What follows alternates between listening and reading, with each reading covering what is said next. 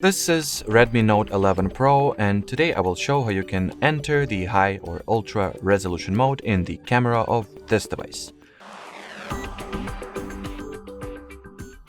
So that's a very simple thing to do. You will need to scroll the list of modes to the left, then or to the right, depending on which angle you are viewing this at. But whatever, you got the movement, so you just scroll it like that. Until you will open the list of more modes that are not included in the main list.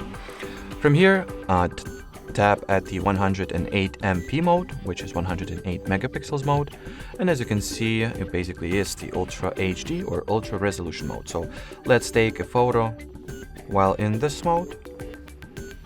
And then I'll take another one to check the difference while in the regular photo mode.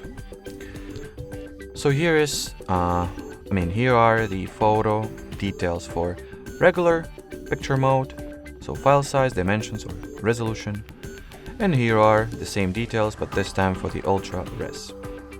So file size increased, resolution or dimensions increased, and quality improved, and details are way deeper. Alrighty, so that will be it for this video, guys. Thanks for watching, and bye-bye.